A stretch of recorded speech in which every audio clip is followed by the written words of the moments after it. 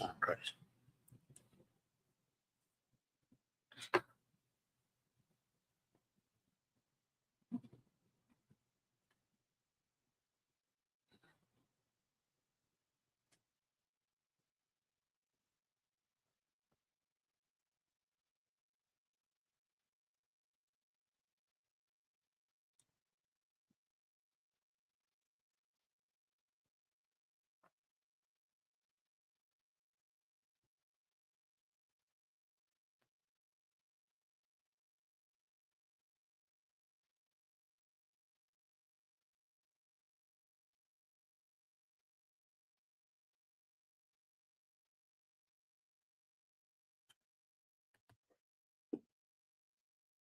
Shalom, y'all. Police Officer 5000, Shalai Yala. Of course, represent the Israelite School of Universal Practical Knowledge, on the 1 West 125th Street, Harlem, New York.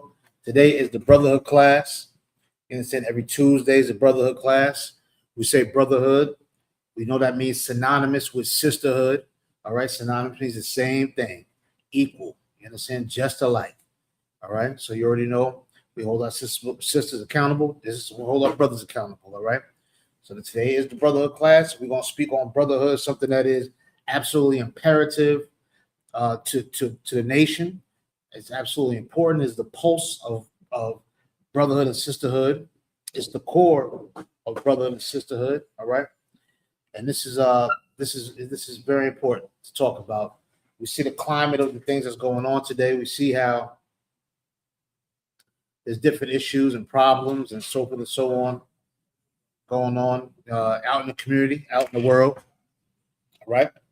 So, you know, today we gotta talk about certain things and do certain things in order for us to you know to get right, so within the community. You understand? So, like I said, today's brother class, we're gonna talk about it, see what we gotta do. You know what I'm saying? See how we can progress these things. Now, the key to the brotherhood is these scriptures. You understand what I'm saying? We've seen out the gang culture, seen Bloods and Crips and all these other entities out there, you know what I'm saying, that seem to be having a strong grip on the community. You know what I'm saying? It's something that we got to, something we got to take hold of. You know what I'm saying? Those brothers and sisters, they strong. You understand? But that strength is directed into the wrong direction. You know what I'm saying? It's directed into the wrong atmosphere and the wrong vibe. You understand? So that's something that we got to work on as a community. So we got too much black on black crime. We got too much black on Latino crime and so on and so on. When I say black, by the way, I speak of all the tribes. You understand what I'm saying? And there's too much inner violence going on. Too much of us hating each other and going back and forth with each other. Too much of us not understanding each other. You understand? And that's one thing we have to do as a people is learn how to understand each other, to build some rapport with each other. That's empathy and compassion for each other. That doesn't mean you sugarcoat things. That doesn't mean you just act like everything's okay, you'll be fine. No. Sometimes love is rough and rugged. You know what I'm saying? It's an iron sharpened iron. And that's just the way it is. You understand what I'm saying? So we have to be honest with each other. But then again, in that honesty, we have to make sure that we are compassionate. You understand? That we do show some care. You understand? And that's what we're going to have to go over today. All right. We're going to bear each other's burdens. We're going to learn how to understand each other, have some type of judgment, all right, and without passing any types of judgment on each other. All right, we're going to sit there and see where you can meet a brother, sister right where they're at. You understand what I'm saying? And that's what we're going to go into. Hey, Shalom, brother. How you doing? How you doing? I'm doing all right. Doing all right. Good to see you. Absolutely. So, like I was saying previously to the audience listening out in internet land, you know what I'm saying? We are today's brotherhood class. Every Tuesday we go over brotherhood. You know what I'm saying? We got it. We got things broken up. Monday's history class, Tuesday's brotherhood class, Wednesday's a law class, so forth and so on. So we're going to be speaking on brotherhood and sisterhood as well. You know what I'm saying? How it's imperative to the community. How we're going to go into the scriptures and see what the Most High God say about it. Because I can talk all damn day. I can sit and say what I want to say. We're going to go into the scriptures, see what the scriptures got to say about brotherhood. Now, the one thing we're focusing on today is learning how to bear each other's burdens. You understand what I'm saying? Especially growing up in the community. We grew up with brothers and sisters that may have dealt with parents that got drug issues, drug problems, brothers that may be incarcerated, sisters might be, stripping, might be doing all types of activities, all types of things. And you got brothers and sisters that they go outside, they hang outside and be with brothers and sisters, and they act out. They might be drinking too much, smoking too much, acting up, because really on the inside they hurting. Really on the inside, they don't have no place to release themselves and talk. You know what I'm saying? A lot of brothers and sisters, they don't feel comfortable talking to other brothers and sisters because it deems them to be weak. It deems them to feel like, yo, nobody want to hear that. So you don't want to talk about it. You want to keep it bottled inside. And the more brothers and sisters keep things bottled inside, the more they become explosive, the more they get angry. You understand what I'm saying? This is why a lot of our brothers and sisters can't stay in relationships together. They can't keep it there. Why? Because it's two hurt people that haven't found an outlet to release themselves. You understand what I'm saying? And that's something we have to change throughout the community. We have to change throughout the nation. You understand what I'm saying? The white man did a good job by dividing us. You know what I'm saying? By making brothers go over here, those go over here. We got dark skin don't like light skin, and this, that, and other. You from this city, I'm from that city. You from this coast, that coast, all into the garbage. You know what I'm saying? That we as black people, when I say black, I mean all the tribes, we had these are devices, you know what I'm saying, that keep us separated. You know what I'm saying? You don't see Asian men saying, your eyes are more chinkier than mine. You know what I'm saying? We don't talk about garbage. They don't talk about that type of distractions. You know what I'm saying? But we do. You know what I'm saying? Why? Because really we got some pain inside of us that we just cannot get out. You understand what I'm saying? I tell a story once in a while. When I was away for a minute, I was talking to a brother, and he would be considered what society would say a tough guy. You understand what I'm saying? He done did a few years in prison. When I say a few, maybe about 12, 15 years in prison. Very, very angry brother. You know what I'm saying? He talked about his times where he has assaulted other brothers and cut them and so forth and so on. And he lived this violent life. You understand what I'm saying? And once me and him, we were sitting down, we was vibing and we was exchanging stories and everything. We kind of got down to the core of things. You understand what I'm saying? On where did this violence come from? Because kids ain't just born like that. You know what I'm saying? Sometimes you go through things and it builds this character up, this mask you got to put on when you come outside. You understand what I'm saying? So this mask he had on was this tough dude. You know what I'm saying? He didn't play that. Ice grilling and staring and what you looking at, nigga, and that kind of persona. You understand? Which is understandable because, like I said, a lot of brothers and sisters walk around angry. So as we sitting there talking, he get to crying. When we talking, he said, "Man, my brother used to rape me when I was young." You know what I'm saying? My brother used to rape me. And he talked about how his brother, he got detailed with it on how his brother would come in the room. And he was a little brother. His brother was a little older. You know what I'm saying? His brother going through the puberty stage and things of that nature. It was best to experiment on his little brother. So he would take advantage of his brother. And as a child, he never said nothing about it. You understand? He kept it to himself. And, nobody would want to hear that. It's to stop lying. Nobody want to hear that. Nobody listened to him. You understand? So he kept it pent up on the inside. And as he grew older, he started to build up this resentment. You know what I'm saying? This anger. And instead of taking his anger out on his brother, because he had that little brother syndrome to where, the older brother was always scared of the older brother a little bit. Just a little. That's big bro. As he got older and older, he started taking all his anger out on individuals outside. You understand? So the first nigga to look at him wrong, he was on him. You know what I'm saying? He couldn't keep a woman because he was argumentative. You understand? Maybe had a resentment because his mama didn't listen to him. So now you got to take it out on her. You understand? A brother violated him. So instead of being violated, having an opportunity or waiting for another brother to violate him, he decided he was going to violate him first. You understand? By assaulting him some kind of way. You understand? And he had this anger pent up inside of him, and he just couldn't do it. So he turned to sniffing coke. It all started off smoking weed, a little lightly, and all. Then it graduates. You know what I'm saying? Now he's putting some crack in your weed, sniffing some cocaine, maybe shooting some dope or sniffing some dope, smoking some dust. It starts off partying, but after a while, it's turned to an escape. You understand? Then you find yourself in some motel somewhere with the shades down, so it's dark in the room, and you sitting there getting high by yourself, crying to yourself, laughing to yourself. You don't know what the hell is going on. You understand what I'm saying? And he fell into this dark hole. And like I said, that dark hole put a lot of scars on other brothers' face. You understand what I'm saying? until he got to a point to where he could express himself. And it took him almost 50 years to get to that point. Not only that, during this time, he still had to see his brother at Thanksgiving, Christmas at Nana's house, and going over there and seeing him. You know what I'm saying? He couldn't confront his brother. He still was a little scared of his brother. You understand? But one day he built up the courage to say something to his brother, right? And when he said something to his brother about how he felt about what he did, his brother ignored it. Said that never happened. You know what I'm saying? And this, that, and other. Made him even madder, but he felt good that he got off his chest. You understand what I'm saying? Now, he's at an age now to where he could physically hurt his brother now. He ain't a little boy no more. He's an all the way grown man. But he didn't hurt his brother. You understand what I'm saying? What he did was he found a place of remorse for his brother. You understand? And his brother finally came around, and you know what his brother did that a lot of us never had? Somebody apologized for doing you wrong and not make it seem like it's your fault. You deserve that. That's why I did it to you. Like, instead of saying, I'm sorry, I was hurt, and I took it out on you, and I created that monster. You understand? I'm the reason why you got low self-esteem.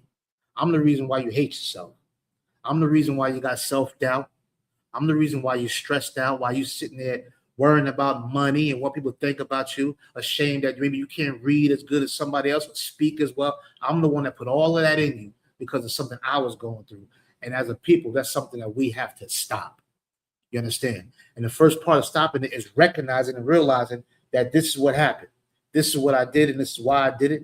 We repent for it, and we don't do it again. We go out there, we fix a brother and sister. That's what we do in here, in the Israelite School of Universal Practical Knowledge, is we fix our brothers and sisters. You understand what I'm saying? It's not about coming in here and go on the corner and you got to go out there and scream and you got to do it. No. First, we have to have some type of remorse, understanding for our people. You understand? A place where a brother or sister can call and say, you know what?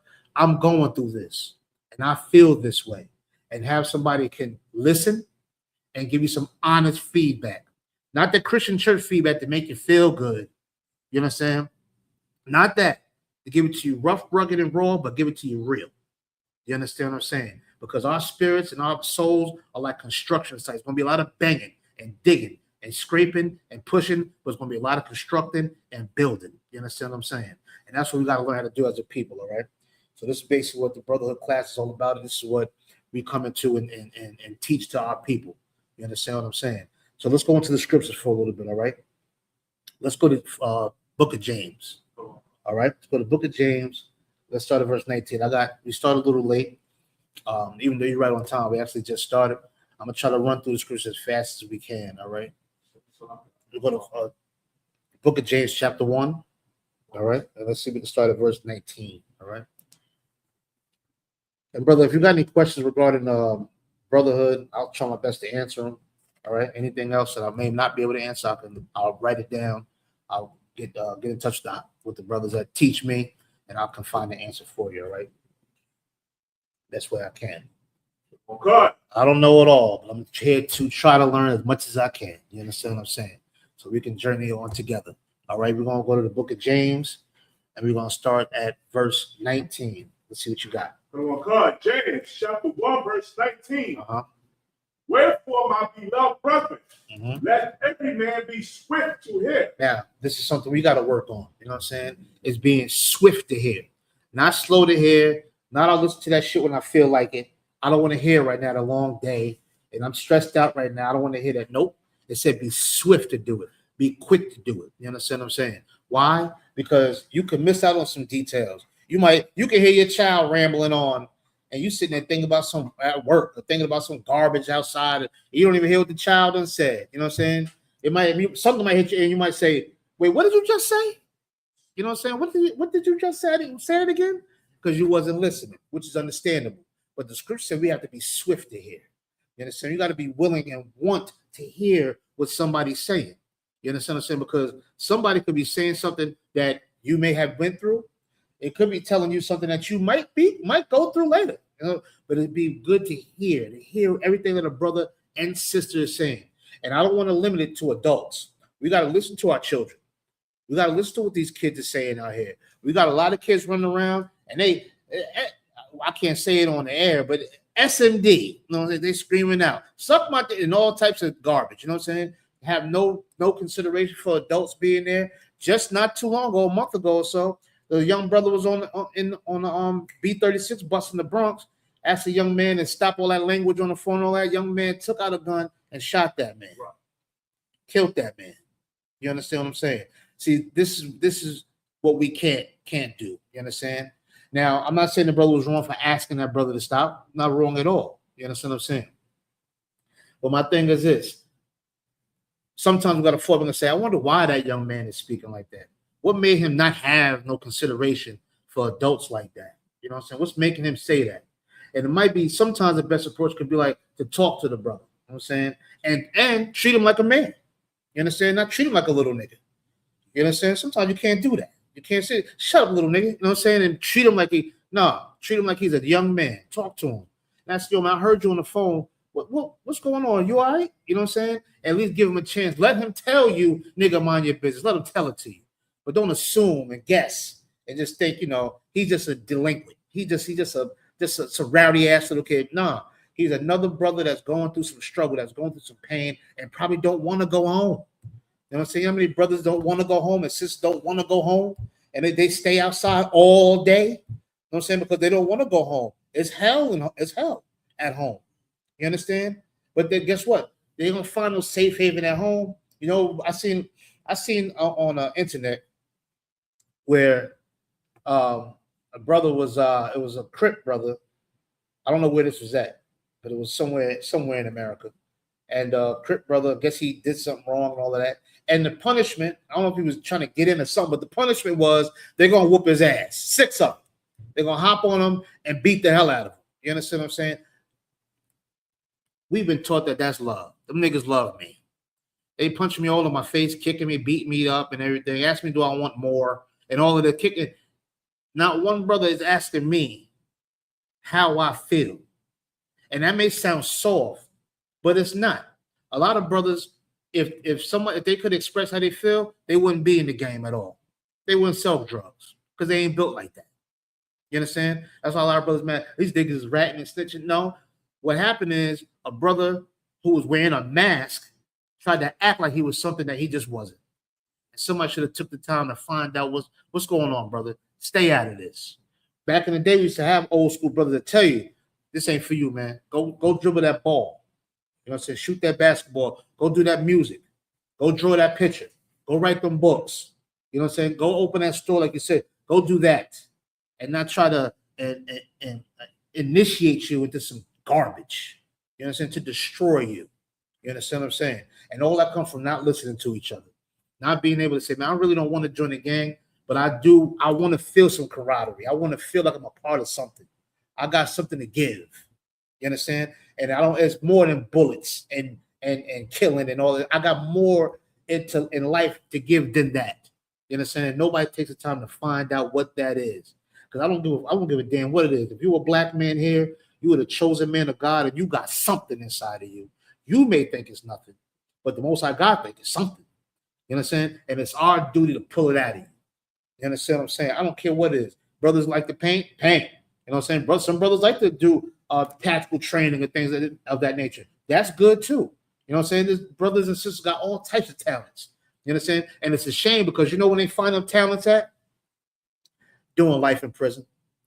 Brother sitting there. He know how to sew. He can make. I seen a brother take some wet paper, toilet paper, and made some dice out the toilet. I mean, it got hard and everything. Had all the dots in it. Had just amazing. Make chessboard and chess pieces out of cardboard. No, I mean all types of talent.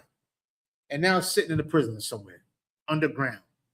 You understand what I'm saying? Ain't going to see the light of day. Brothers in there cooking. You ever seen these videos? Brothers in there frying chicken, cooking gourmet meals in prison. You understand what I'm saying? Why? Because they didn't have the opportunity to release themselves to somebody to hear them. Nobody listened. You understand? Now I'm not going to say it's too late because there's great men in the Bible who have made tremendous marks out in the world behind prison walls. You understand what I'm saying? So that don't stop them, but it sure do put heavy lump and bump to get over. It's a hell of a speed bump to get over. But before our brothers and sisters crash, it's good for us to stop them now. And it all comes with being swift to hear. Just listen once in a while. You understand? Just listen once in a while. And you know why you should listen? Because you want somebody to listen to you. You understand? Keep reading. Come on, come. Slow to speak. Slow to wrath. Slow to speak. Don't be slow to cut the brother off, cut the sister off. Shut me what you're talking about. I just cut them off. Don't want to hear what they got to say. That's what we do to our children. Shut up. Shut the hell up. Don't do what I do. You do what I say. Get your dumb ass in there. I said bring me the green washcloth, not the blue one. You can't hear? You understand what I'm saying? Yell at the kid, send a 9-year-old kid to go to the store. Go to the store and bring me back some milk. And he bring back some Nestle Quick. It's still milk, but ain't the milk you want. What, you stupid? Are you dumb? Are you and you understand what I'm saying? Just hopping on top of kids. Because these are brothers and sisters too. Right. So it says, be swift to hear, slow to speak. And what's the last one? Slow to wrath. Don't be so quick to get mad at each other. Don't be so quick to get so mad. You understand what I'm saying? And we got a habit of doing that. You understand? We got a habit of doing that. It's getting so mad so quick. You understand? And at the end of the day, once we react from the wrath, you know what we say? Damn, I shouldn't have did that. You know, sometimes I be acting up. You understand? Sometimes I be acting up. Read verse 20. Come on, God, verse 20.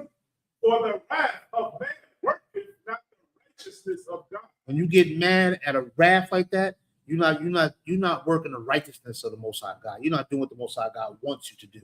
That don't mean be angry, but the scriptures do say, "Be angry and sin not." I'm paraphrasing. You understand? So there's nothing wrong with being mad. Oppression make a wise man mad. That's what the scriptures say. You should be mad about your conditions, but you shouldn't be in wrath towards another brother or another sister. You understand? Not in wrath. All we got to do is look on these damn phones, and you see sisters is all in gas stations beating each other up. But now they're escalating now. I seen a sister shoot a man. I'm talking about just popped him. Then he said, "Baby, you know, I don't know if it was AI or not. If it was AI, they should take that down because it wasn't funny." Shot a man right in his car in front of everybody. Man had his child in the car. You understand? What could make you so mad to take another person's life? And your life is not even in danger.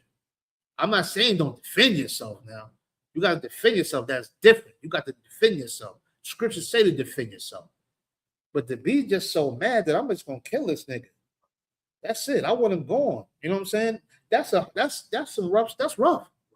Another black man, you understand? Before we react to each other, do we take the time just to reflect and say, damn, this nigga look like me?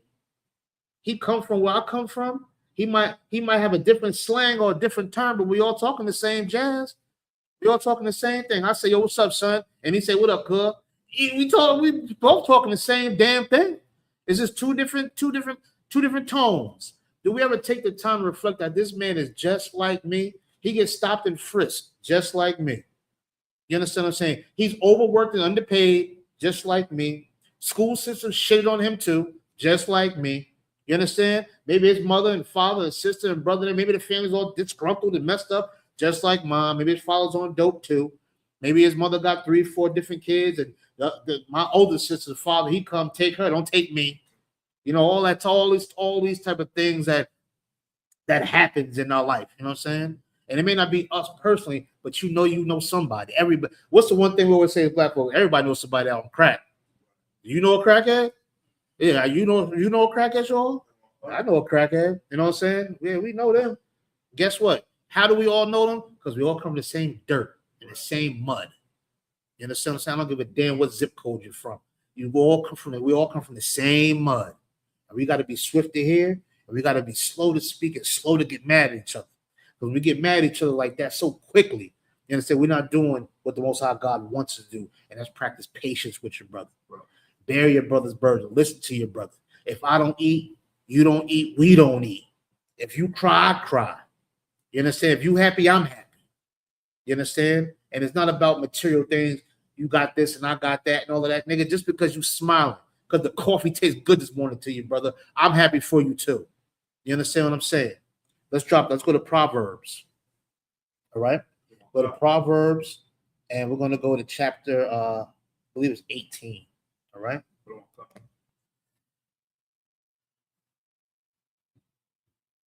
Right. Let's see. All right, go to Proverbs chapter 18 real quick, see what they got over there. 18 and verse 13. Oh God.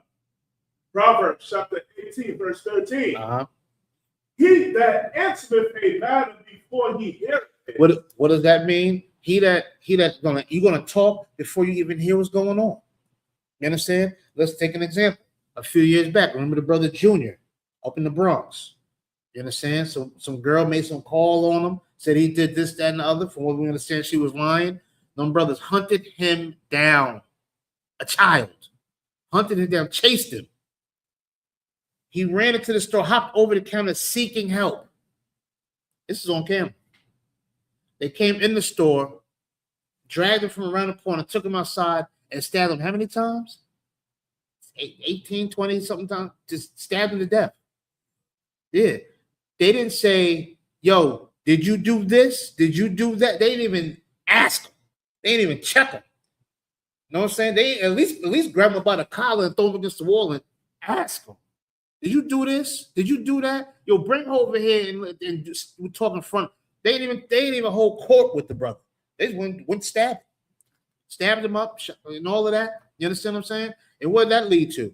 Them got a brother gone, a child gone, a mother. She got to be disturbed for the rest of her life. You understand? If you see your child all stabbed to death like that in a morgue, I worked in the morgue. You understand? If you come in and you see a child all stabbed up and cut up in the morgue, that's your thought forever.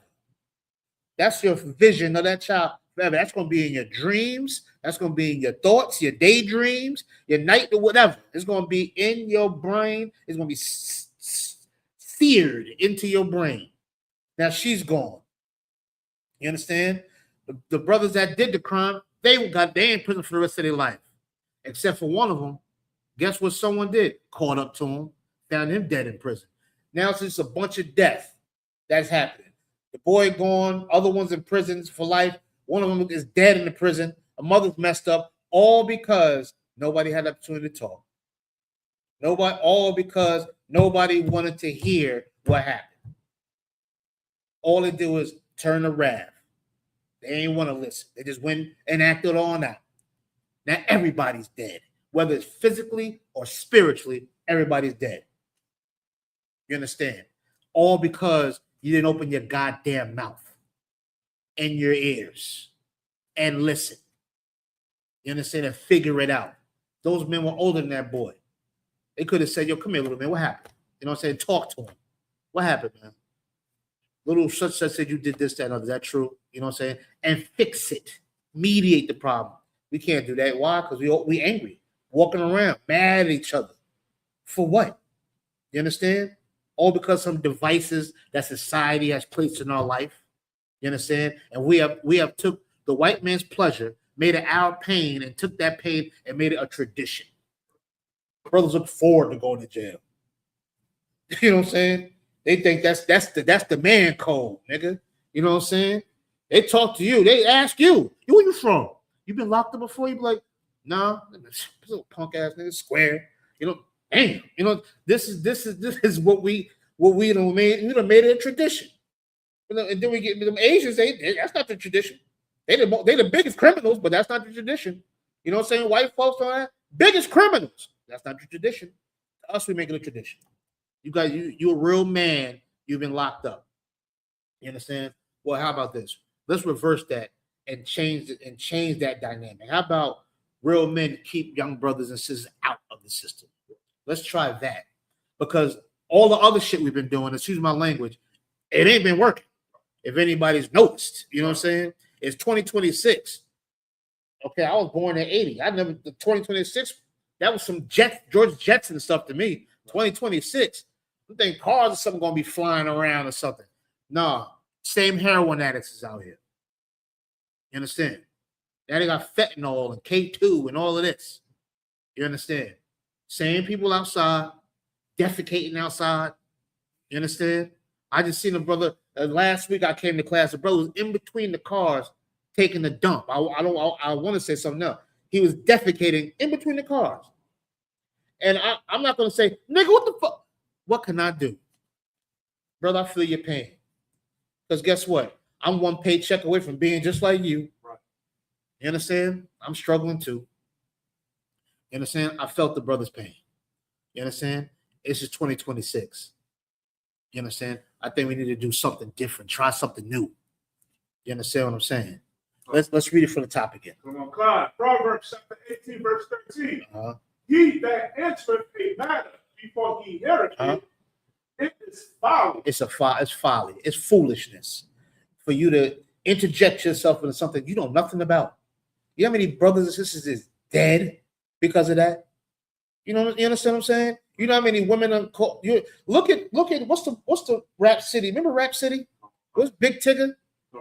The sister, her eye was all black and everything else. Come to find out, the nigga just wanted a cell phone and didn't barely touch her. She flopped all on the ground and all. He just like, can I get my phone?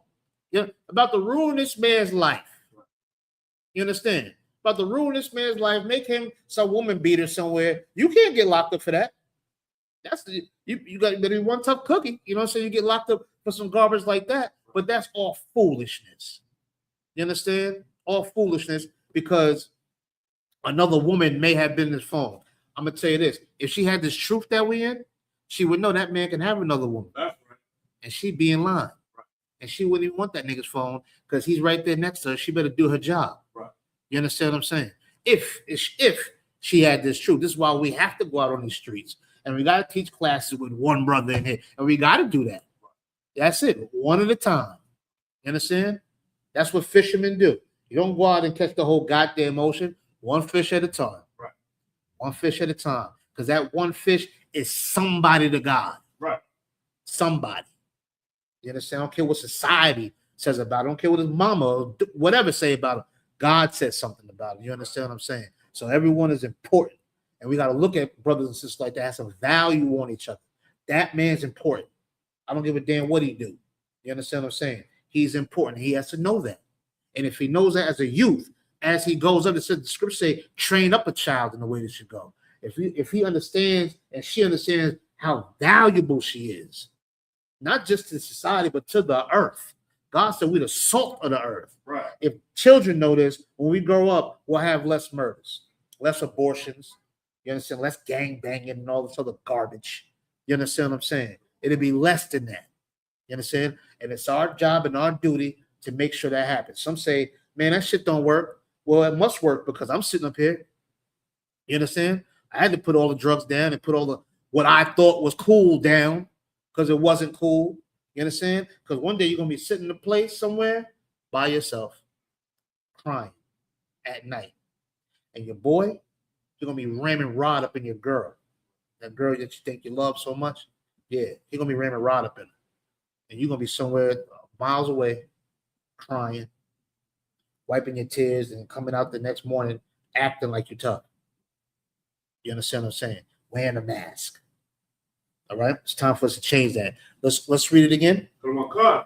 He that answereth a matter before he heareth it, it is folly and shame unto him. It just bring you to shame. To interject into something you don't know, even know what's going on, you're just going to jump in the matter and you're going to handle it. That's all. Your thing is to be Mr. Machismo or Miss Machismo. You're going to hop in there. I'm going to take care of it. Don't know what the hell's going on. You understand? And after that, all you do is bring shame to yourself.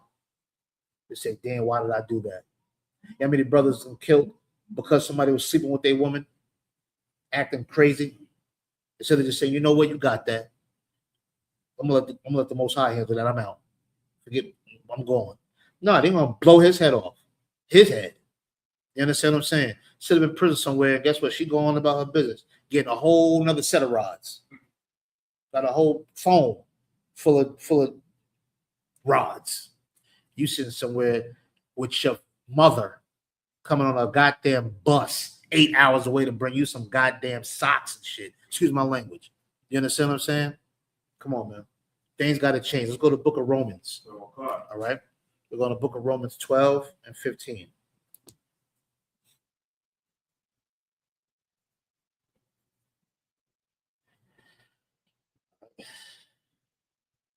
Romans.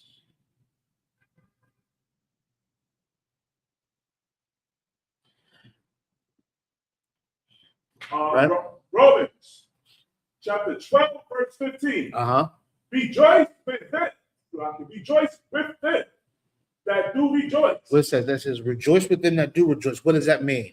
If a brother is happy or a sister's happy, be happy for them just being happy. Do you know what kind of society we live in? Do you know what kind of society we live in? Listen, we go on the internet, right? And I'm you were witness to this show. We go on the internet, we'll put something up. You know, brother done got unalived by the police, whatever. Right? See brothers and sisters talking about it and all that. What's the one thing we've been seeing on that internet though? Man, them white boys gonna leave that comment and they put monkey signs up and you niggers this and I mean they got all the comments. You understand what I'm saying? No mercy, none. They're just heartless. You understand? Right. And they say, why y'all hate white people so much? Listen, I don't hate white people that much. I just love my brother and sister that much. I love them more than that. I just love them so much. Right. I have no choice but to hate. I hate when my child catch a cold because I love my child. You know what I'm saying? So what? I hate colds. You know what I'm saying? Because I love my child. You understand what I'm saying? So you see the white boys on there and all of that? You should be in this society that tries their best to crush us and beat us down. We see it clearly. Right. You understand? It didn't take Donald Trump. It's been happening. He's just making it cool to do. Right? So to see a brother or sister find some happiness, righteous happiness, not happy because they're high, not happy because they're drunk, not happy because they did something dirty, but just happy because they are thriving and striving and living in a society that is trying to beat them down every day. Be happy for that brother, man. Right. You know what I'm saying? Be happy for that brother, man. Just be happy for that. And when I say brother, I'm talking about sisters too. It's synonymous. You know what I'm saying? Be happy for them. You know what I'm saying? They got a promotion at their job, whatever their job may be. Be happy for them. You know what I'm saying? They on a weight loss journey. Brother, do your thing. You understand? Whatever it may be. I don't have to be into it. What's the old saying? If you like it, I love it. Right. You understand? We're supposed to rejoice with each other. Be happy for each other. You understand? Keep reading. And weep with them that weep. Now, what does that mean? Brother, when you down, I'm down too. You understand? Growing up, we didn't eat in each other's face. If I had a sandwich, I'm splitting that. Get a slice, you split it. You get a snapple. You say to brother something, you waterfall or whatever the case may be. We share. You understand? Because when you down, brother, I'm down. You understand? If you ain't got it, then I ain't got it either. If I do have it and you don't have it, then you got it too. You understand why? Because we in this together. Happiness, sadness, whatever, brother. I'm right here with you. You ain't drinking, I ain't drinking. You understand? You ain't going over there, I ain't going either. Then that's how we play it. You understand what I'm saying? That's how we play. And that's how we're supposed to do it. That's it. And rejoice for each other, and not just brothers, you know, not just sisters, you know. You understand? Not just the ones you know. That's easy to do. That's easy to do. It's the brothers and sisters you don't know at all. Never had a conversation with, but you see they're happy. You understand? You see they're happy. You see that they're doing right, or they down and out. You understand? Sometimes we might be walking down the street. You see somebody at the bus stop just crying. Somebody on the train just crying. When I say something, I'm talking about other brothers and sisters just crying. There's nothing wrong with asking them, "What, you all right? You want to talk about it?" And if they say, "No, I'm fine," just mind your business. Understandable. You understand?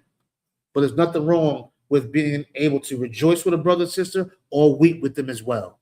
You understand? Let's read 16. Verse 16. Be of the same mind, one toward another. And that's how it should be. In the same mind towards each other. I value you. in your life. You understand? Brother or sister, I value you. You mean something. You understand? And if we kept that, if we developed a domino effect of that, we all just looked at each other like that, first of all, it would make this disgusting society mad as hell to see that these so-called blacks, Latinos, Native Americans are loving each other. They're holding each other to this high regard and this value for each other. We got to do something about this. This is too much. We got to keep these niggas. We got to keep these niggas and spits down here.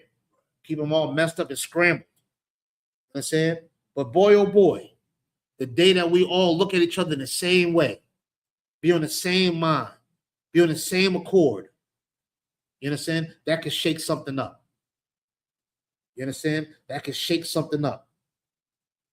And that's what we aim it to do. And that's what we're supposed to do. You understand? Be in the same mind to each other. Go ahead. Mind, not high things. Go ahead. But consented to men of low estate. You understand? Don't be too arrogant for a brother or a sister. That's the problem with these rap niggas, entertainers. You understand? I just seen an interview with what's the rap dude? Memphis Bleak.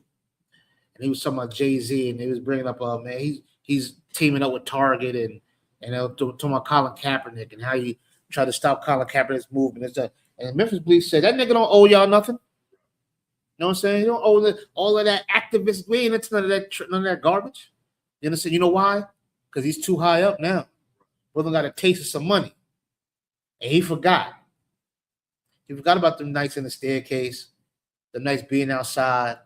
You understand what I'm saying? All night long because you don't want to go in the house. He forgot about all of that stuff. He forgot about them brothers and sisters that have lost their life. Forgot about the little girls that have been raped by their uncle.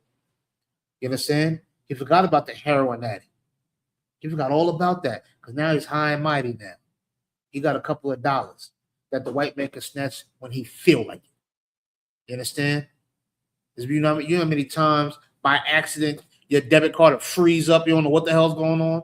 Yeah, the white man can stop that anytime he feel like it. You high and mighty because you can swipe something. One day you're gonna go in, it's gonna go doo-doo. You're gonna what that now you're gonna go crazy now.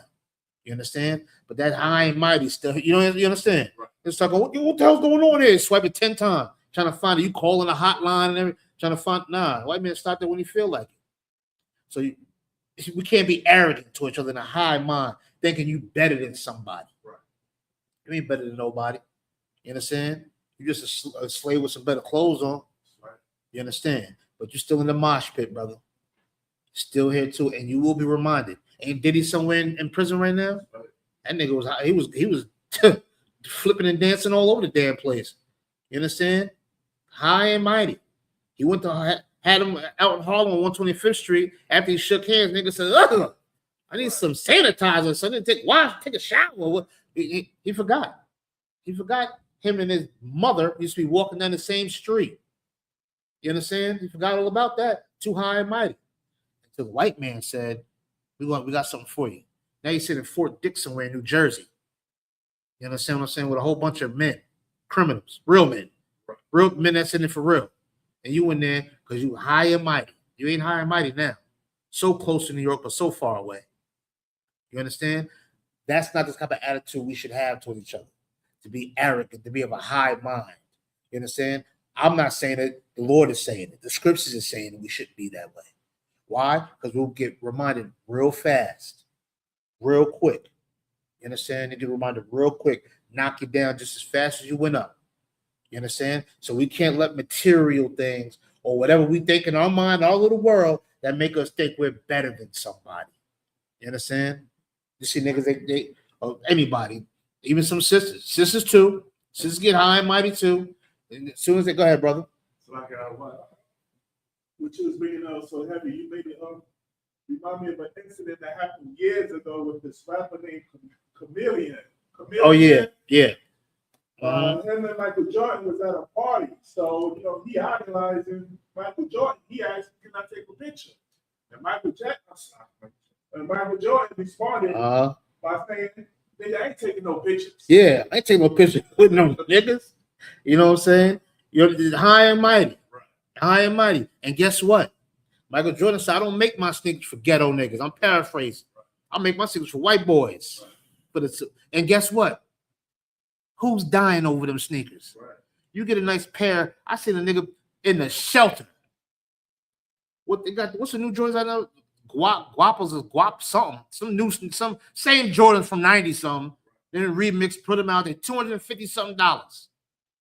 You mean to tell me you can lose your life over that? You understand what I'm saying? You can lose your life over some Jordans. And he said, I ain't taking no pictures with no niggas. Right. Niggas is dying. You know what I'm saying? And going to prison, going to the cemetery and going to prison over Jordans. And guess what? Jordan is an owner of some private prisons, is he not? That's what they're saying, right? He got some. He's an investor in private prisons. You understand? I mean, come on now. That's high and mighty. Right. Absolutely high and mighty. You understand?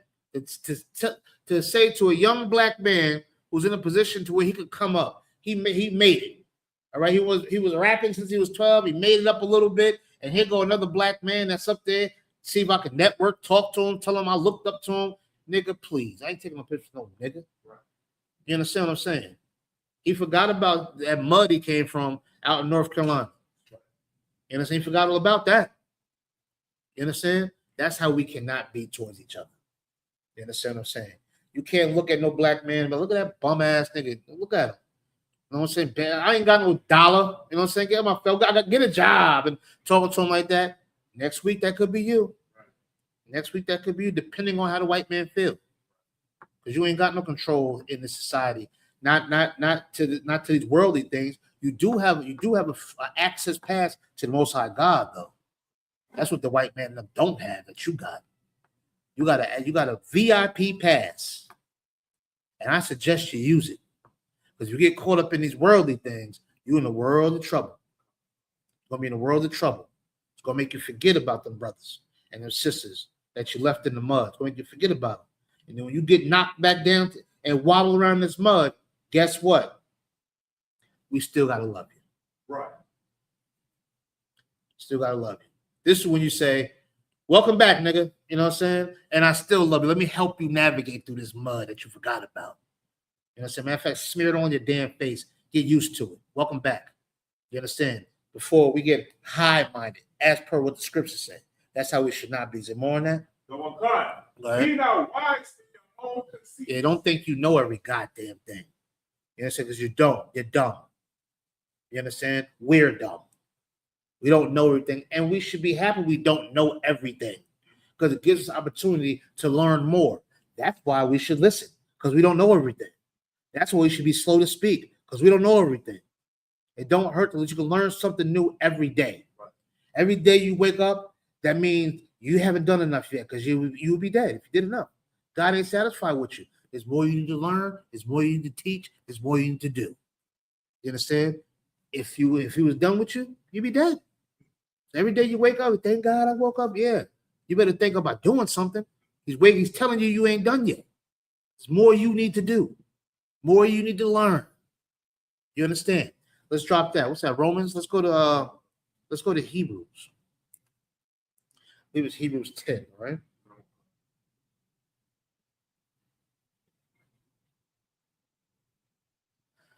Let's go to Hebrews 10. All right. So once again, you know what I'm saying?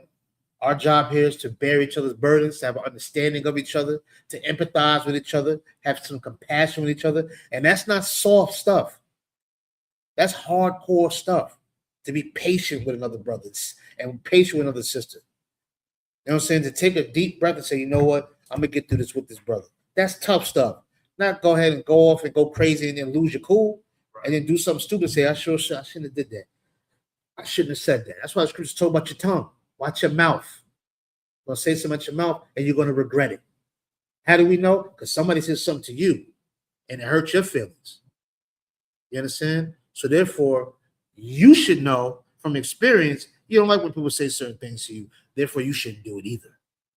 You understand what I'm saying? Let's read what we got. I'll give you all the scripts. 10 and 24, we're going to start at. All right?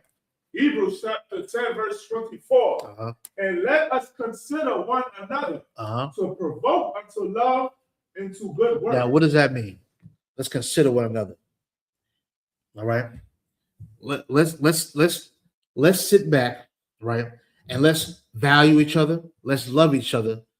Let's want to be around each other. And not only that, to provoke you to good works, let me push you to do the right thing instead of the wrong thing. Now, we already know, growing up, at least back in the day, growing up, once you're at about that 10, 11, 12, they're coming to see if you want to sell some crack. They're coming to see if you want to do something. You understand what I'm saying? Here come the initiators, the recruiters. They want to see what you want to do. I know growing up, boy, 14, get you a pack of some old Ready Rock crack, and you out. They put you out on the streets, and there you go. Because what you can do, you can take the charge. You can take the charge, do a little bit of juvie, come on out, and make yourself a career criminal. You understand what I'm saying? That's what it used to be. They didn't, a lot of brothers, and sisters, they don't nowadays, especially nowadays, they don't provoke the kids or men or sisters to do better. You understand? They got mad at NDIRE because the girl Young Miami got a song to my where all my scammers at? Or boosters or some garbage about stealing. Where my booster niggas at? I wish a broad would say some garbage like that. If I was boosting, what am I boosting for you? What does that mean? Where's my boosting niggas at? That sounds crazy. And that's a popular song for what I understand. Oh man, my boosters at some garbage.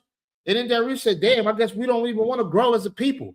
And they got on top of her. Called all types of black monkeys and you're ugly and this, that, and the other, and everything else. Because she wanted to provoke the sister to do better. You understand what I'm saying? To do better. Nah. They can't do, just look at what's going on.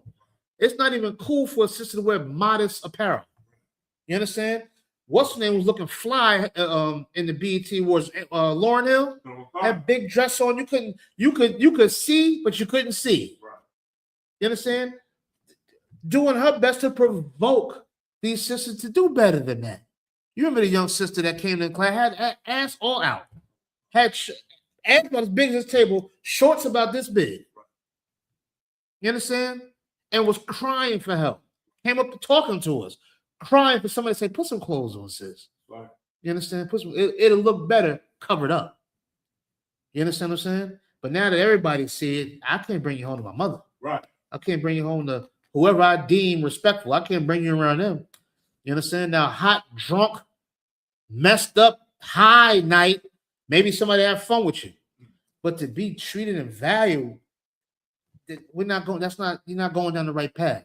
We have to start provoking our brothers and sisters to do better. Not saying do better in careers and do better mentally, spiritually, emotionally. You understand? Do better with your thoughts, do better with your mouth, with your actions. Do better. Morals, integrity, honor, patience, respect, love, charity, forbearance. You understand? Things of this nature. We should be pushing them to do better. We should not have to go. What's little brother's name is in South Carolina that got unalived by that Chinese man that chased him 130 yards? Cyrus. And got unalived by the Chinese man. We shouldn't have to. We should be provoking these young brothers and sisters to open your own business. Everybody can't rap. Everybody can't sing and everybody can't play basketball. We can do other things. Push these, but show these brothers and sisters businesses and things of that nature to make them better. You understand what I'm saying? We got to provoke each other just to do well. Even a brother just came home from prison. Provoke him to do well. Push him to do well. You understand? Because we easy to help each other do wrong. Easy. Go smack that nigga. Right. Go shoot that nigga. You gonna take that? Hey, nigga, go over there and do that. Make sure you do that. Nah, man, go over there. If you're a real man, what the scripture said, go to him and him alone. We'll talk to that man face to face. We'll talk to him. Look him in his face and tell him exactly how you feeling and what's going on. Instead of running up being a coward and running up on him and blowing his brains out like a sucker. Too afraid to go to the man and speak to the man. You understand? So y'all can both provoke each other to forgive each other and move on. Realize it was a misunderstanding. How do we do that? By listening, being slow to speak, being slow to get mad at each other. You understand? That can provoke a brother or sister to do better. You understand? To do better. There's nothing soft in squashing a problem. Right. You understand? There's nothing wrong with that. Nothing weak about that. We live to see another day, to make brothers and sisters even better. You understand what I'm saying? And this is what's going on out here now in these streets. All we got to do is look at what's going on in the street. You understand what I'm saying? Every day when we leave here tonight, right now, wherever your mode of transportation is to get home, you're going to see a brother or sister strung out, struggling, hurting. There's not milk and honey outside at this moment. Right. You understand? It's going to be nothing but pain and hurt and destruction and death and worry and stress outside this door right here. You understand what I'm saying? We should try to do something about it. You understand? Because the mentality is we can't do it. So I'm trying to get mine, nigga. You better get your. Listen, brother, it ain't gonna work that way. Not according to the Most High God. It just don't work that way. We need each other. You understand what I'm saying? We need each other. You understand? And we're gonna have to realize that. And there's certain little small things that can lead to bigger, bigger and better. Small things by listening, being slow to speak and scream on you and get mad at you, won't put my hands on you, or worse. You understand? Not sitting there plotting on another man's woman. That's big now. Right. Sitting there, you look at another woman. God, man, that nigga don't know what to do with that. Remember that one? Nigga don't know what to do with that. Nigga, tear that out, rip, twist all of them. That's the wrong mentality to have, brother. You understand what I'm saying? That's the wrong mentality to have, to sit there and want to stick your rod in that other man's woman. You understand what I'm saying? It's borderline alternative lifestyle. Right. You understand what I'm saying? Respect that man and his family. You understand? Let it go. You understand what I'm saying? There's plenty of women out here, instead of you lusting over another brother, you understand? You should be provoking them to stay together forever. Right. You understand what I'm saying? That's what you should be provoking them to do. And stay together forever, man. Work that out, man. Don't beat her up, man. You know what I'm saying? Go for a walk, come back cool. If that's still your sister. Yes, it's your woman. Yes, it's your baby mom's. Yes, it's your wife, but it's still your sister. You know what I'm saying? Before anything. You understand? Still your sister. You gotta be patient with her, the same way she gotta be patient with you. And to go back real quick about that high-minded. You understand? Sisters too. Don't get no doctorates and all of that. And now all of a sudden, nigga, give me my keys, get off my couch, nigga, you bum ass nigga, and all of that. We gotta get past that. Don't get high-minded. You understand? Because I hear sisters talk about their man all the time, but it's the same man that's knocking the lining out of you. So whatever he is, so are you. You understand what I'm saying? So we can't be high-minded and all of that. What we should do is talk, listen, be patient with each other, and provoke each other to do better. You understand? This is what the scripture is all about. You understand? Christ didn't walk around with those other black men sitting there putting them down. He corrected them and he pushed them to do better. How do we know? We're reading about them 2,000 years later. Damn, don't you want to push your brother to say, brother, you so valuable and what you got to offer is so strong. 2,000 years from now, they're going to be talking about you. Don't you want to push your brother to do that? Isn't that bigger than giving the brother a rag and saying if that nigga over there got another colored rag, kill his ass? I think I'd rather tell a black man that, listen, bro, you so good, they're going to talk about you 2,000 years later. I'm going to help you get there. And I hope you can take me along on the ride with you. You understand? I think that's more powerful. You understand? To talk about a nigga that came out the mud, that fought all through the depression and the stress, all them demons, to come up and stand up out the dirt and the dust and talk about this nigga 2,000 years from now. That sounds powerful to me. Maybe I'm insane, but I'm going to continue to be insane. That's what I'm going to do because I see value in brothers. That's in here in the UPK. We see value in brothers and sisters. Right. We want them to talk about you 2,000, 5,000, 10,000 years from now. Talk about you. You understand? Because you're that great. That's how we got to provoke brothers and sisters and mean it. Why? Because we read it in the scriptures. No matter what nobody say, this scripture, this book is made for so-called blacks, Latinos, Native Americans, according to the prophecies and the curses that are in these scriptures. This is the compass that we need to navigate through this wicked society, through the cesspool we live in. This is the blueprint. This has the problems, the solutions, and it has the rewards for following and the rewards for not following. Right here. It's easy to read. You understand what I'm saying? Why is it easy to read? Because you read a book to get your goddamn license. You read a book. I bet you read a book to get whatever certificate you got. You read some books. You understand? Well, guess what? We need to not just read this one, but live this one and breathe this one the truthful way. Not the will make you feel good way. You understand? Not that way. You understand? Not that. That make you feel good. A soft lie kill you. You understand? But a hard truth to help you grow. You understand? Let's see what else we got up here. Let's go to 25. Verse 25. Uh-huh. Not forsaking the assembling of ourselves together. Now let's look up forsaking, just for brothers and sisters that may need to understand the forsaking. All right. It says not forsaking the assembly of ourselves. Let's see what forsaking means. Assembling means to gather together, correct? Right. So what's forsaking? Okay. Forsaking is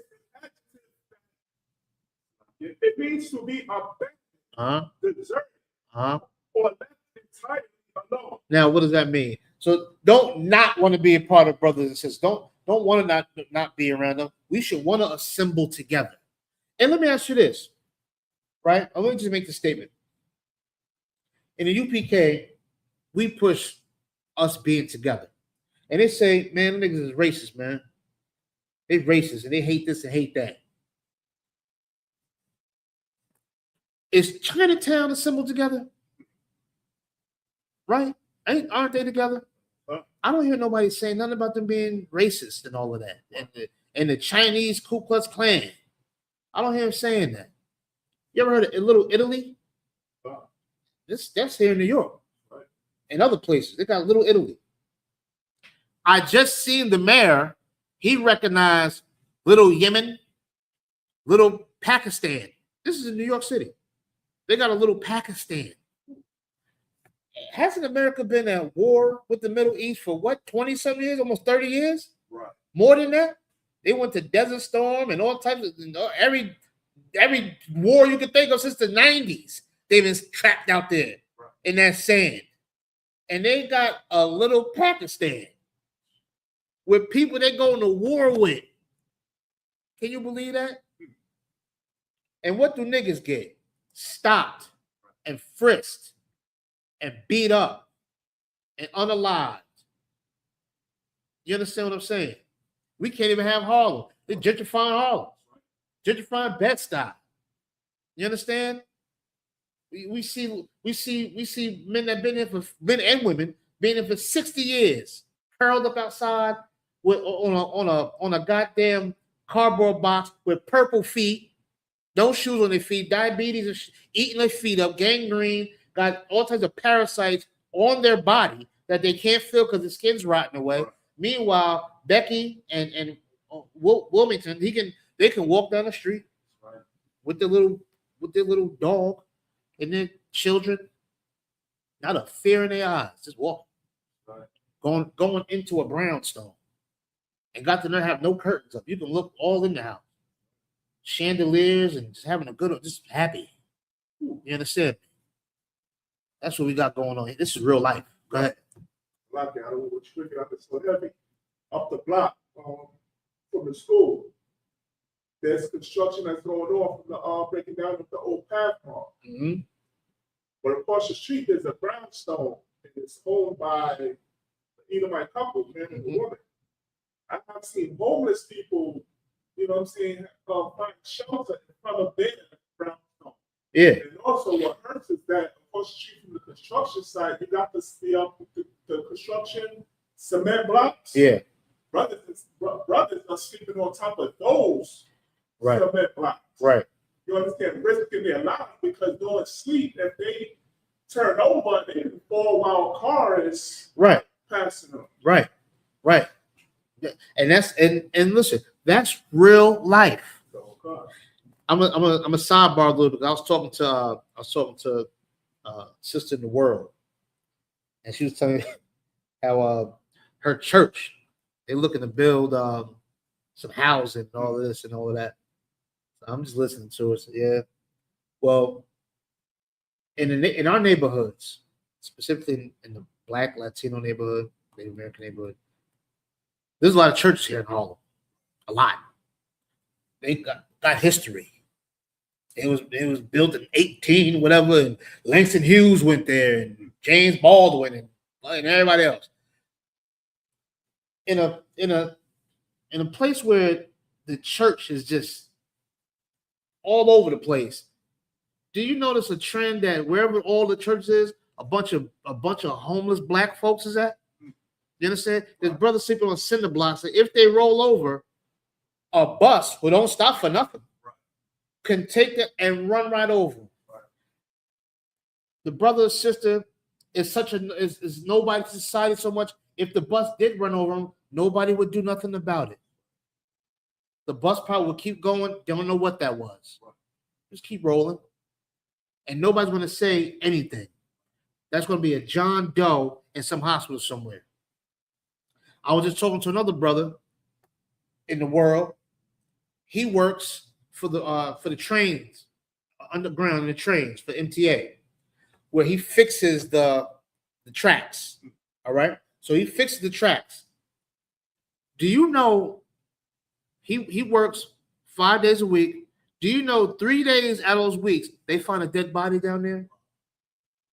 Can you believe that? I was shocked. I was like, what? He was like, man, there's a whole other world down there. While we sitting there waiting for the train, and look at that rat, and all of that. Underneath it and down and across and all of that, somebody living in there. Somebody dead in there. As the train is going back and forth, there's somebody's child there. Somebody's father, somebody's mother, a sister, a cousin, someone who was somebody and got lost in the sauce, got lost in addiction, got lost in not being able to express themselves, not having nobody to lean on, not having nobody to talk to them, not having nobody to provoke them to do better, not having nobody that wanted to be around them as we're reading. You understand? They died alone in a rat-infested, garbage-infested tunnel. And somebody found them as there were another slave found them. Another slave that's down there working found them. And all they're going to do is take that man or sister to the morgue and gone. How many missing reports was made for that person? You understand what I'm saying? This is real life. This is what we're living in here. You understand what I'm saying? This is what we're living in. This is just what the reality of it is. You understand? And to avoid or prevent brothers and sisters from dying a horrible death like that, all it takes is for somebody to give a damn about it. Be willing to listen. You understand what I'm saying? To care. Just to listen. You understand? An open ear can prevent a brother or sister from just dying a horrible death like that. You understand? Rats probably crawl all in their mouth, all inside their body, eating out their organs. You understand? And we got the nerve to feel high and mighty. That could be me or you. Right. Could be me or you. And that's just here. Can you imagine out in Mississippi, Louisiana, somewhere? How many brothers and sisters probably in them swamps? Right. Have your ass missing out there. You understand what I'm saying? All because we're not listening. We get mad at each other, push people away, be high and mighty. That nigga's a dope fiend. That nigga's this and that. That sister's a whore, whatever the case. Just it's arrogance. But we just turn each other away, and it's killing us. You understand what I'm saying? That's it. We got money. You know, we see Tyler Perry and all those other money. They got money. Jay-Z got money, all that. We got money here. We got all these drugs. These people, the brothers and sisters that's out here on drugs, they buying it. They get money somewhere. But what we don't have is somebody to talk to. Right. Ain't that crazy? That show you how money don't really mean nothing, bro. Right. Money really don't mean nothing. Pay your rent, pay your bills. The scripture says, give to Caesar what is Caesar's, and give to the Lord what is the Lord's. And what's the Lord's? Are the brothers and sisters. That's the Lord's. You understand? You got to tend to them. You understand what I'm saying? Not get caught up in the society about, materials and things of this nature. You understand? Because somebody somewhere is going to die tonight in their train that we about to get on. Somebody dead. We about to run somebody over tonight, going home to some more hell. You understand what I'm saying? And only take a little bit for us to be right down there with them, missing. You understand what I'm saying? Let's drop that real quick for time's sake. All right, what was that Hebrews? Let's go to Ecclesiasticus. All right, in the Apocrypha. Let's go to Ecclesiasticus chapter 22. All right.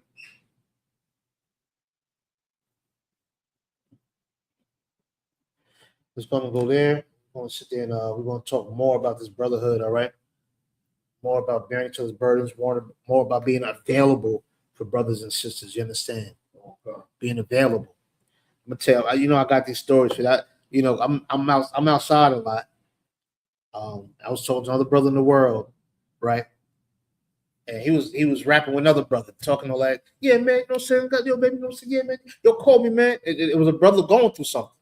He said, call me, man. You know what I'm saying? Call me anytime, man. I'm here for you. All of that. Boom. Seen the brother next day, 2 days later. He was like, yo, man, remember that dude I was talking to? Yeah. Man, that nigga called me 4 o'clock in the morning, man. I said, damn, really? Yeah, man. I told the nigga, look, man, if it's not an emergency, don't call me, nigga. I'm tired. I'm sleeping. I said, but damn, brother, you told that man to call you anytime. What if that man needed you? Oh, I'm telling you, man, listen, I gotta rest, man. The brother he ain't working right now, nothing. Got all the time to work. You know what I'm saying? He wants some type of assistance or whatever to help him with his rent and everything. He don't really have to work. You understand what I'm saying? My point is this: he told the brother, call me anytime. You understand? And the brother utilized that, right? He utilized it. He said, all right, called him. Nigga had a problem because he called me at night. Now, check this out. I'm sure if it was some hot vagina that called him, something to satisfy him. If somebody called him and said, yo, man, I know it's 4 o'clock in the morning. I got $10,000 for you right now in this bag, but you got to come and get it. Matter of fact, you got to come to Pennsylvania and get it. He would have got on an e-bike and went there. Right. You understand what I'm saying? With a hitchhike, crawled, did the cartwheels to get that money. Right. But for another brother to call him, that he said to call, Nah, I ain't got time for that, man. That's a rotten, disgusting attitude to have. Right. You understand? That brother could have killed himself or unalived himself, excuse me. Might have needed somebody to talk to. You understand? Because we all do. You understand what I'm saying? And that's something we cannot have that type of attitude and call each other brothers and sisters and all that. That's why this Muslim mind stuff, that's why it's garbage. Right. Garbage. They talk all that trash, man. It's garbage. The jailhouse religion. You know what I'm saying? They sell drugs and everything else, kill each other, everything else. Got rules. If you're a Muslim Aki, then we cool. Man, please, all that garbage. You understand? Worshiping Arabs. You understand? Right. Here we say that the real Jew is the black man. Right. We don't do Jewish. We ain't chilling with Weinstein and them. Nah. You understand? The Muslim brothers, they sit there and Aki, they go up in the store, Aki, and all to the garbage thinking they Muslim. Pissing on their beard and all of that orange beard walking around to my Aki. Them Arabs laughing at your dumbass. They laughing at you. At least if you was at least say we the real Muslims, nigga. You know what I'm saying? And all the rest of that, at least do something. But you see the Aki with your cap and your dress on, with your beard on, and you're destroying your own people. Willing to sell them crack. But Aki, he get a pass. You understand? You still paying for that chopped cheese, nigga. You know what I'm saying? You still gonna pay for it. That's it. So all this other garbage, this is just the garbage that we go through. You know what I'm saying? And people say, why you, but whatever fits for the people. It ain't been fitting. It ain't been working. You understand? It hasn't been working. And they call us crazy, and we think you're crazy for believing this garbage and going along with it. But I guess it feels good. You understand what I'm saying? I guess it feels good. Let's see what we got here. Ecclesiastes what? 22, sir. Yeah, let's go to 22 and 23. All right. Ecclesiasticus chapter 22 and 23. Be faithful to thy neighbor in his poverty. Hold on one second.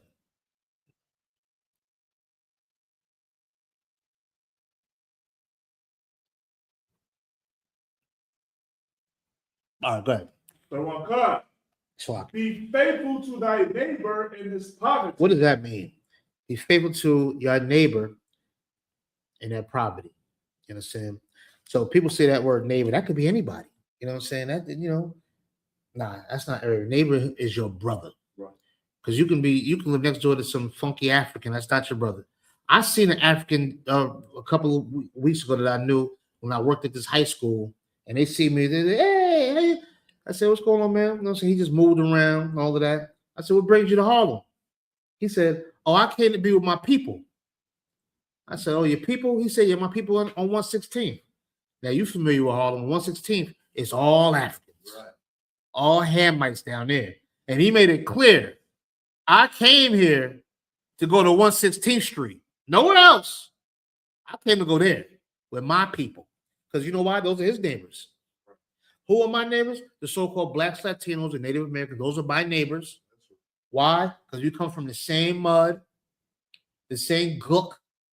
You understand? We under these same curses. You understand? Those are my neighbors, as per the scriptures. You understand? It says, be faithful to thy neighbor in his poverty. What's that mean? Be faithful to that brother, even if they don't got nothing. Even if she don't got nothing, you still be faithful. Hold them down. You understand? Be with the brother. Be with the sister. At the bottom. In the mud, in the basement, under the basement. You stick with them. Stay with them. Why? Because that's your neighbor. You understand? That's your brother. Everything we read is about sticking with your brother, being with your brother, being available for your brother and sister. You understand? Sticking with them. That's why a lot of these celebrities, right? That these high and mighty, high mind stuff. This is a universal question. When a nigga gets some money, what's the first thing he go and get? As far as a spouse is concerned, what they go get, Shaw? White. They go get doing white woman. You know what I'm saying? Go get you, got that money now. They gonna go get you old white woman. You understand what I'm saying? Right. They forgot about being with Keisha during the poverty. They forgot about her. Shakrisha and all of them, Shaniqua. No, they forgot all about them. They out.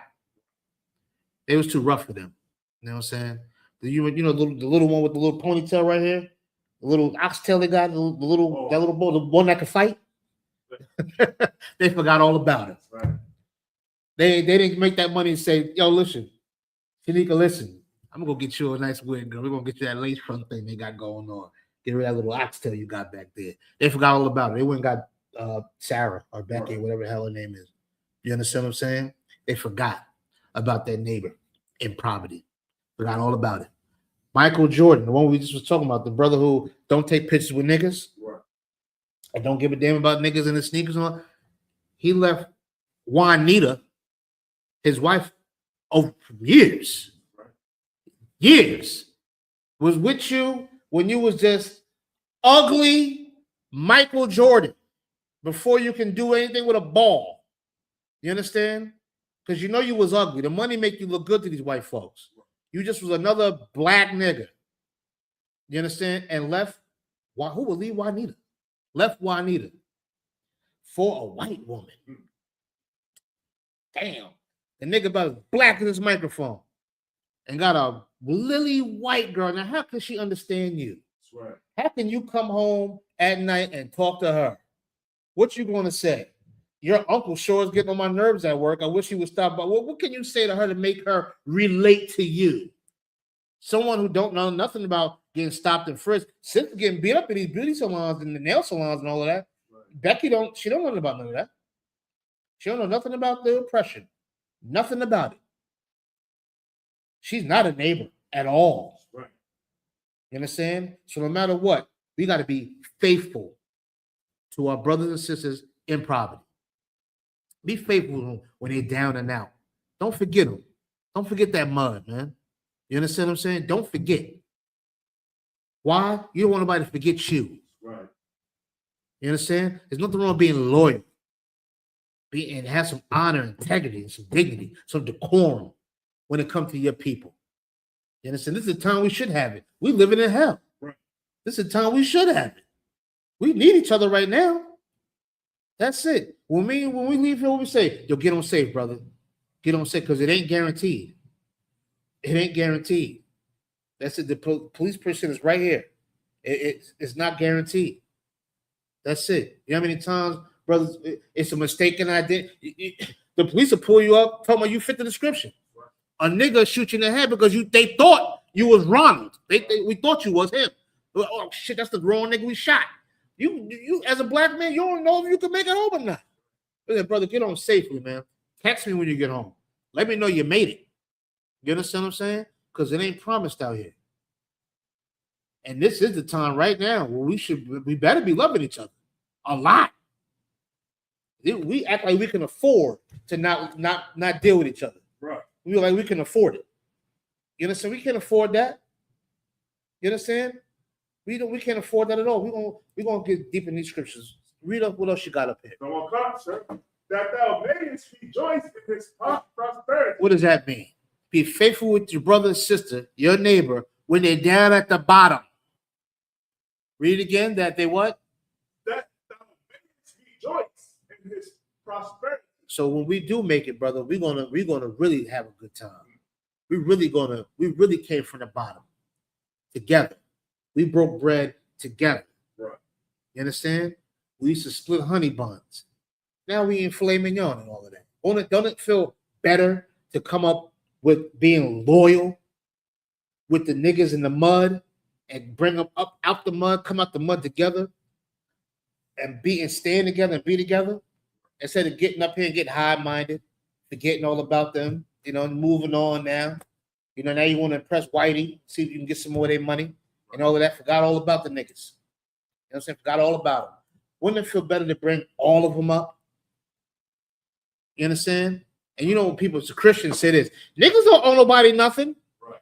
When Jay-Z's a billionaire. Right. You could at least one of your buildings in Marcy, you could have bought them some condos or something. Put them in another place or something. You could have did, and I'm not counting this money and none of that's not my business. You know what I'm saying? All I know is a man of God is going to do something about it. Right. You understand what I'm saying? It's going to do something about it. Because you can do something about it. Because you can't forget them brothers and sisters in the mud. You can't forget the ones in poverty. And it'd be a whole lot better, feel a lot better that we will rejoice together coming up. Right. You understand? Back in the day, when we used to be outside playing, right? You might run into like a wall. Like there's you might run to a wall where it's a dead end. And in order to get over it, we used to take our hands and cuff them like this. So the brother sister step on your hand, and you push them up to the top of the wall so they can get to the top of the wall.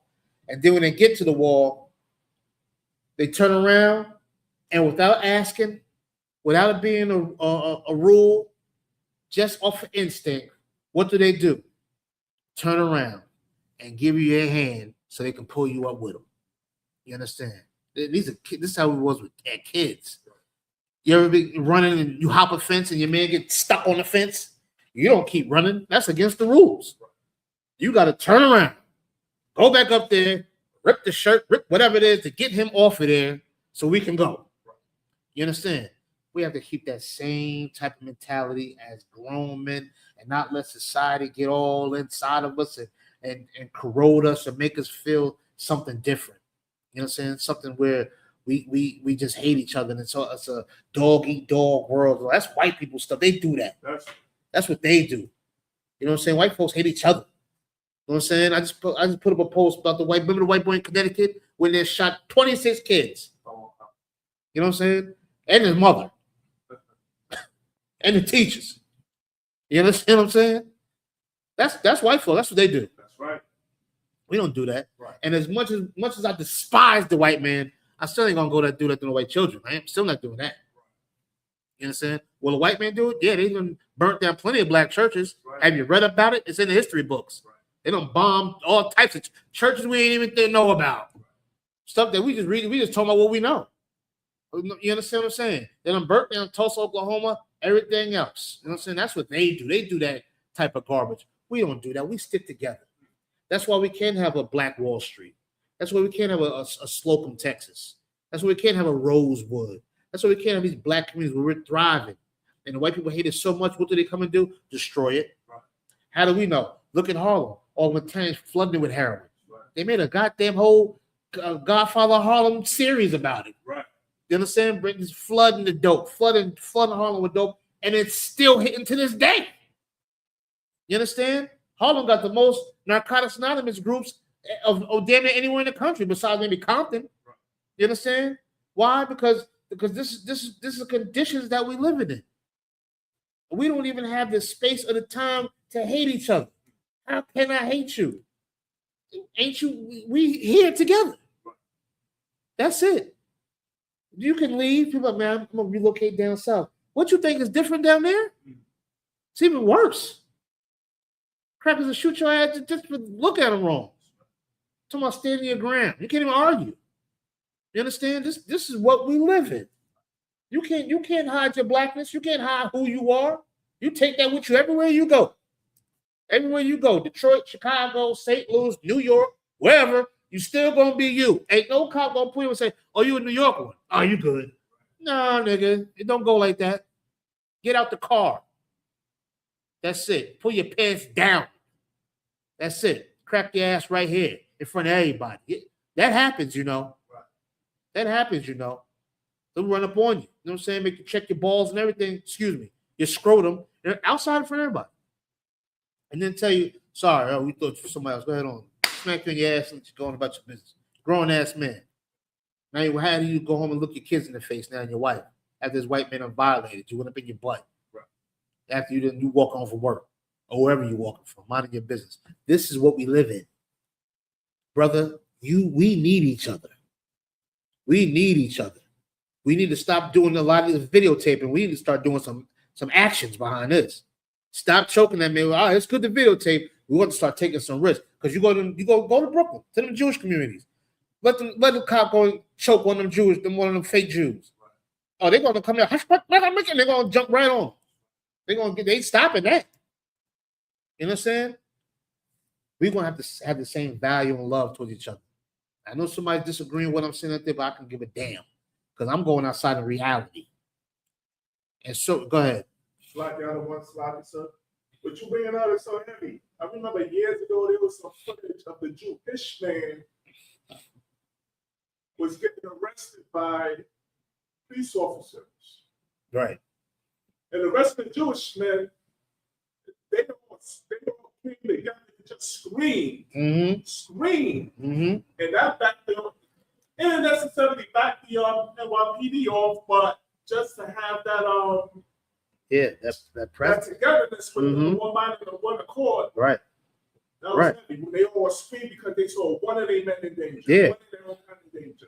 They all screamed to try to back the police up. Right. Yeah. Because they believe in sticking together. Right. They believe that. You know why? Because they stole our heritage. Right.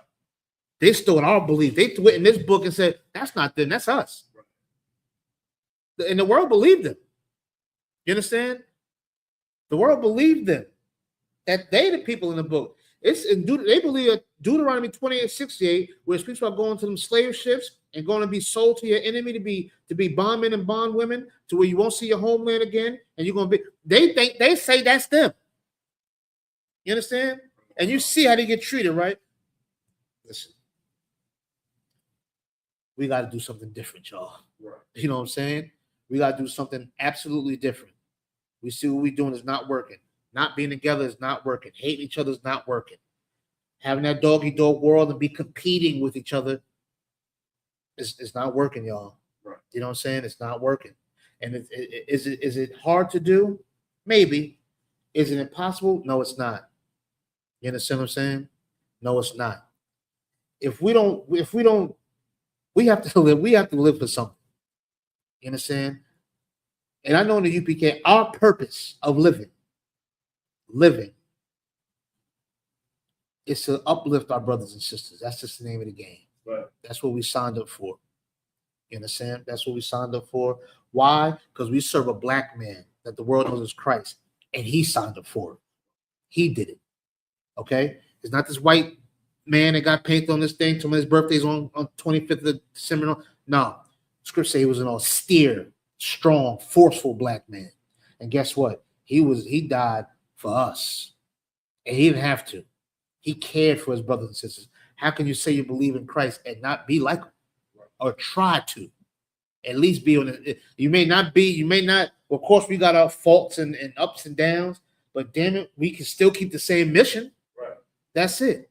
The scriptures say no greater love than a friend laid down his life for his friend. That's in the scriptures. I'm paraphrasing. Right? Let's finish reading this real quick. Read it from the top. Be faithful to thy neighbor in his poverty. Stick with your brothers and sisters when they're down and out. Go ahead. That thou mayest rejoice in his prosperity. So we can be happy when we come up. When you come up. You understand? So we can be happy together. Go ahead. Abide steadfast unto him. I mean, stay strong. Stay down. Go ahead. In the time of his trouble. When the brother's going through trouble, stay with him. Stick with him. Don't give up on him. Don't turn your back on him. Yeah, what he said hurt your feelings. I know. You didn't like what he did. Forgive him. You did wrong too, nigga. Right. You want somebody to forgive you too, right? But you forget that brother. You stick with that brother through hard times. He's going through something. You understand? Any black man that wake up in the morning and keep going and you don't blow your goddamn brains out of your own head, brother, I commend you. Because this society is trying their best to kill you. And you still going? Man, stick with that brother during them times of trouble. Every day's trouble. Right. So when he crack a smile, man, be happy for that nigga. And when he ain't cracking one, you don't crack one either. Stick with him through times of trouble. The scriptures is saying it, not me. Right. I'm not Langston Hughes. I'm not writing no poetry. I didn't write this. I'm just reading it. Go ahead. That thou mayest be here with him in his heritage. So we can be on top together. Heirs. That sounds like some kingdom talk to me. Right. We can kick our feet up together, nigga. So look where we came from. Yeah, look where we came from. But the journey's not over. We got to go get the rest of the brothers and sisters in the mud too. Right. We got to go get them too. You understand? Not say we are dealing with niggas and all of that other type of garbage that they say. You understand? That we can be heirs together. Go ahead. For a mean estate is not always to be contemplated. You understand? That whatever a brother may be going through, that don't mean they're going to stay there. You understand? That mean they're going to stay there. They're going to come up out of that. And we're going to help each other come up out of that garbage. You understand? Keep going. Nor the rich that is foolish to be had in admiration. You understand? We're not going to admire the rich. We don't have to. Because the scriptures say we are rich. Even though we're poor, we may not have no money, may not have yachts and all that. We don't need that. Right. We got us. Right. And I value a brother more than sneakers, more than a yacht, you know what I'm saying, more than a gold chain, more than a watch, more than all of that filth and garbage that the white man try to push in a poor man's face. I value the breath of a black man and sister more than that. It's more than that. The scriptures say this. Pull a spittle for me. And was it Second Esdras? I think it's in the book of Second Esdras. Yeah, let's pull that real quick. We want to end on that note, all right? Pull that real quick. Just a quick little scripture to see why we should value each other. We want to see what the Most High God said about us and why we should be patient with each other. You understand? Why we should take the time to listen to each other. You understand? And guess what? Someone's going to take the time to listen to you. And if nobody did take the time to listen to you, then you should understand what it means to not be heard and be willing to hear somebody else. Instead of passing the pain along, you got to learn somehow, some kind of way to stop it. Recognize it and stop it. No, it didn't happen for me, and I know how much it hurt. Let me not do it to somebody else. Let me not treat another brother this way. Let me not cut them off. Let me not tell them don't call me 4 o'clock in the morning because I'm sleeping. Right. You understand? You got plenty of time to sleep, nigga. Have you seen the cemetery? There's a whole lot of people sleeping. You got a whole time. You got a lot of time to sleep. You can wake up for that, brother. Right. Shake it off.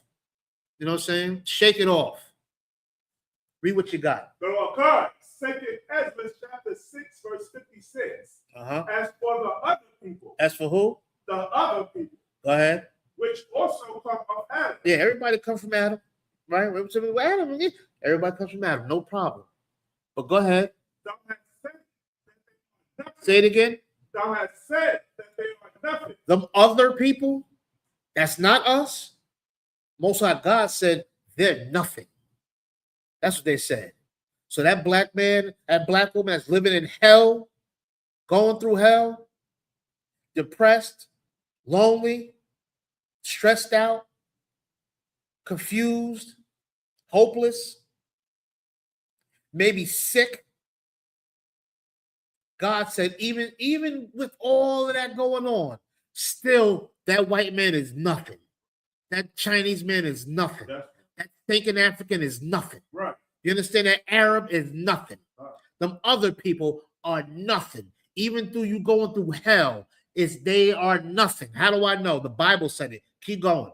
But be like unto spittle. Be like what? Unto spittle. You ain't worth my spit. And when you honor a black man, you should tell him, brother, let me tell you something. Your spit is more valuable than anybody else you think is important. When I say other people, I'm talking about these white folks.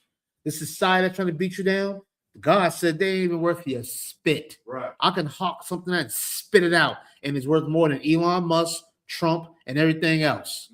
You understand? We got infinite spit. We can't put no price on it.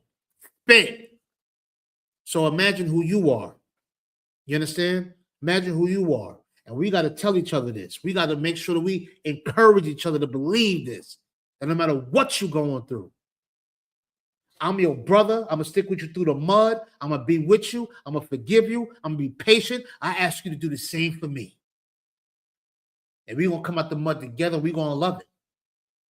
You understand? And we're going to provoke each other to do well.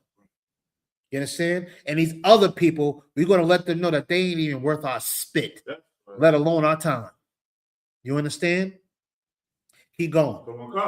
And liken the abundance of them unto a drop that falleth from a vessel. They ain't nothing.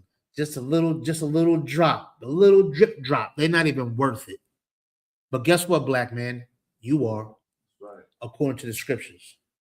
You understand? You're the salt of the earth. More precious than fine gold, the scriptures say. We got to honor each other like that. And then when we do, we'll show it. I love you is an action word. Right. I'm down for you. I'm with you. I'm riding with you. Those are action words. You understand? And talk is cheap. All right, so let's just keep moving forward, all right? Priest Nopes of 5,000 Shalaya. This is the Brotherhood class, all right? Tune in next week to the Brotherhood class. Tune in tomorrow for the law class. Keep it going. Until next time, if there is a next time, stay strong, stay focused.